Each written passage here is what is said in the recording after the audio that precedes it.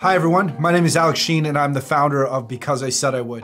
I think at this time a lot of people are wondering what is happening behind the scenes at their favorite organizations, whether that be a small business, your favorite restaurant, or a nonprofit like ours. I thought it might make sense to give you that insight, that behind the scenes look on what's happening, the health of the organization, and something we'll call the state of the movement, the state of our cause as a charity. You may have seen on our social media a post that actually got one of the most number of likes and shares we've ever received about Miranda. Miranda was sewing face masks in a 10-day period. She had sewn over 300 face masks that we secured the funding for 100,000 face masks. And that was one of the first things that we started with in COVID-19 prevention and response. But I really think that there is almost a bystander effect kind of going on right now with personal protection equipment, things like face masks. And we actually talk about this in one of our character development workshops in schools and prisons. And the bystander effect is really seeing an emergency happening, not being sure what to do. Maybe you think, oh, somebody else is gonna take care of this. Or maybe in the case of face masks, you see other people sewing it, or a local store is selling it, and so you're like, oh, this must be taken care of. I don't need to jump into action. Well, that's simply not the case with the need for face masks. Even to this day, deep into May, we've seen a lot of posts on social media, like this one from Sheila, talking about the VA hospital in Cleveland needing face masks. We have nursing homes still asking for face masks. It's an illusion to believe that we have enough PPE for our healthcare facilities. We need more. We're getting those requests. I'm not just talking about looking at news articles. I'm saying as a charity, we are in direct communication with healthcare facilities, and they say we need more. So it wasn't just one person sewing it. As a program, we made a very big shift to create mask sewing partnerships with seamstresses, tailors, with groups, senior citizens, a number of people. But it wasn't enough just to say you should sew face masks. We actually took it a step further. And there was this 22-minute video that University Hospitals here in the Cleveland, Ohio area was using to help instruct on how they make these face masks. We took our animation team and said, you know what, we need to make that engaging, clear it, shorten it to 4 minutes so people really feel enabled to do this, more likely to sew if it's easier to understand. And so we did that. And that allowed us, to really crank up the production of masks that was matched with the generosity of a supporter who wants to go anonymous that helped fund the fabric costs of the first 100,000 masks we are working to create. And in a very short period of time, we were able to sign up 100 volunteer sewers to get this whole process started. But as a movement about promises, we know that we need to enable people with a lot of different ideas, guides, plans, ways they can help, because you know what?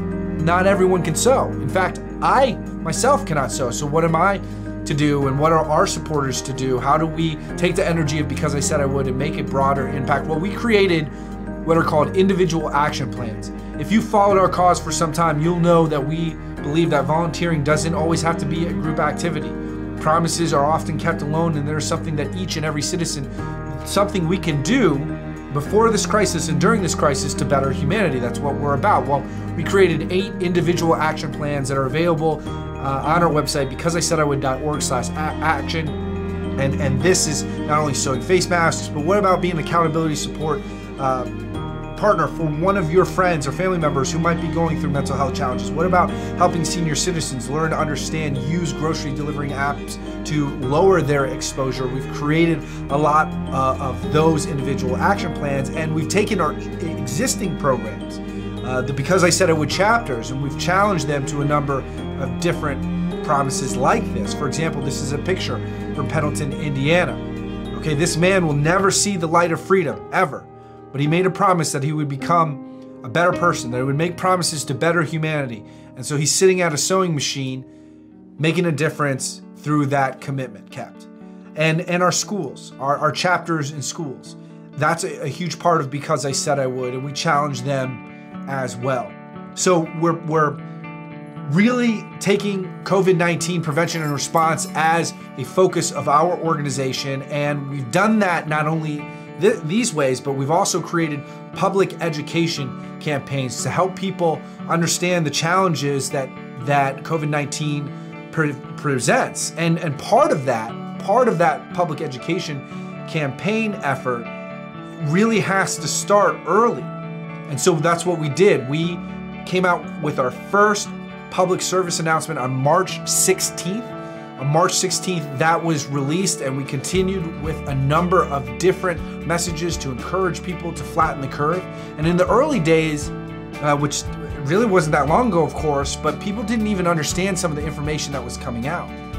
The fact that if we don't flatten the curve, that if we don't reduce that stress on the healthcare system capacity, that savable people will die without ventilators or personal protective equipment or a number of different things that are important to the system. And by creating animations like this very early on, we helped our supporters and everyone they shared it with understand how important this concern was. Not only that, but we came out with other public service announcements along the way. This is a picture from a video that we recorded with Matthew Cordle. If you followed this cause for some time, you'll know that Matthew Cordle wrote a promise that said, "I will take full responsibility for what I've done." He wrote it in 2013 because he had killed a man.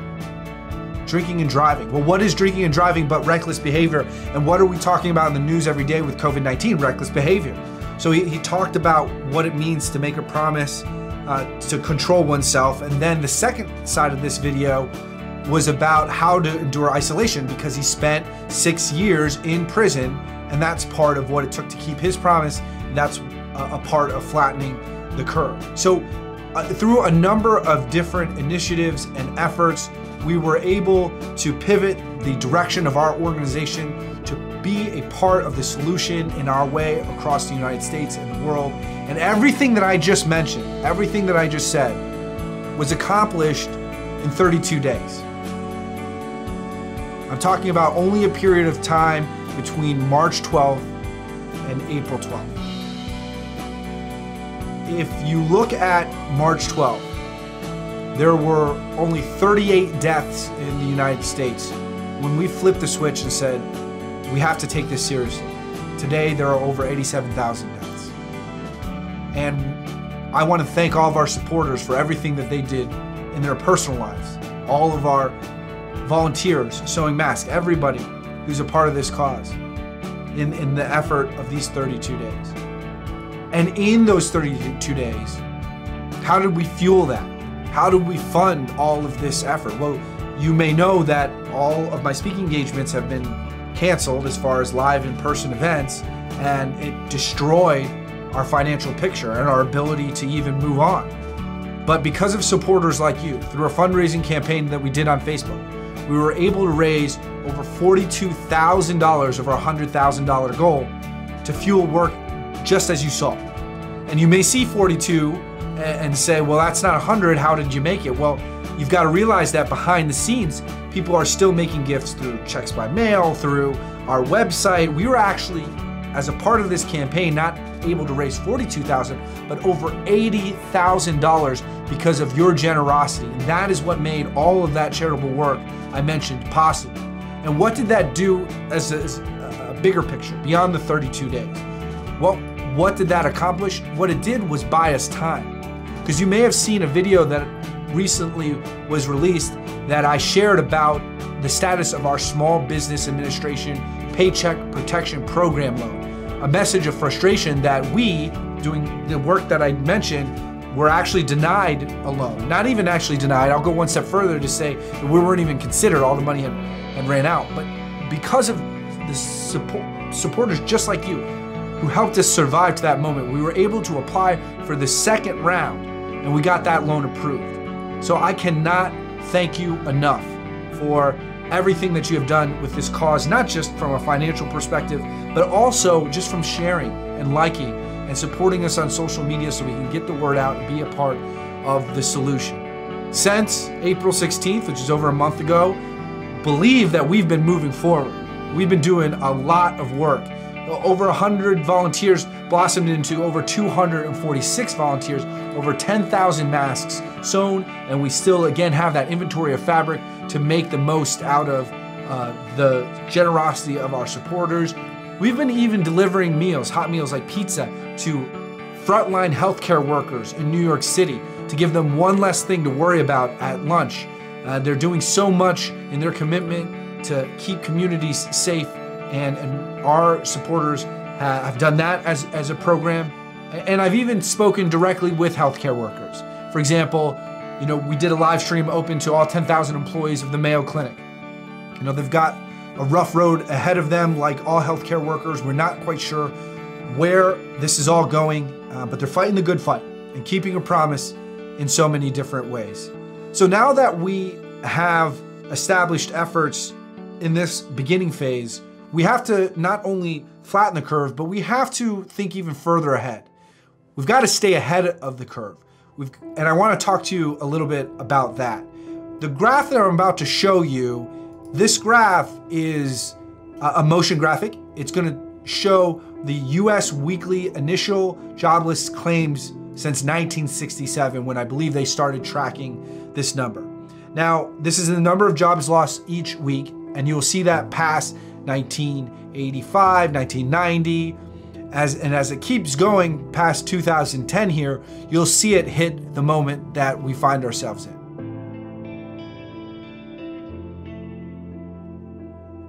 This is not a glitch. This information is accurate. There is no error here. I think that people are seeing the number of 36 million jobs lost in the United States, seeing similar numbers echoed around the world, and it's hard to put it in context, because what does 36 million jobs means? Well, it means that graph puts it in context. And when you look at what this is going to cost, we look at Goldman Sachs saying that unemployment will peak at about 25%. To put that in context, in May of 2019, unemployment was 3.6%. We're talking about over like a 500% increase in the unemployment rate. And that's going to cause a number of issues and challenges. As you know, many very serious things are written on promise cards. And one of the most serious things that we see on a frequent basis is the promise, I will not kill myself.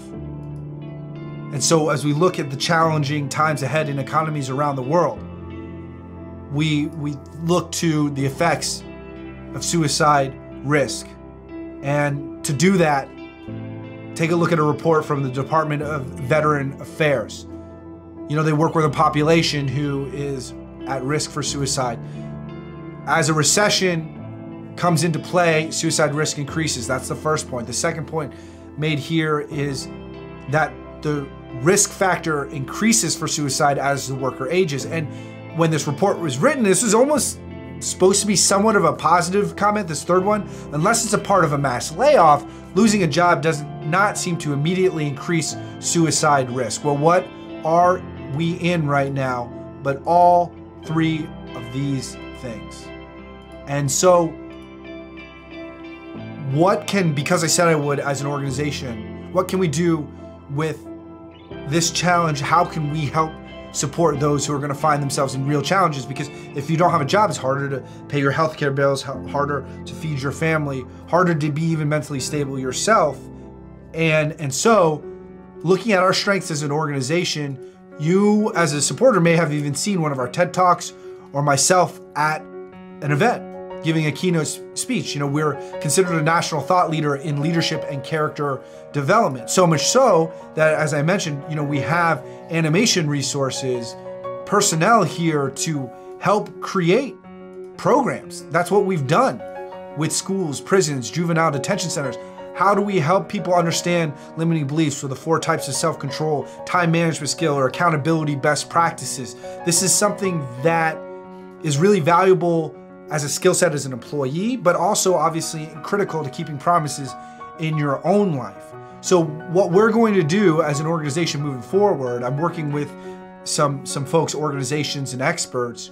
we're going to create a certificate granting program for the unemployed to help those unemployed folks really with two things. The first thing is leadership development for job placements.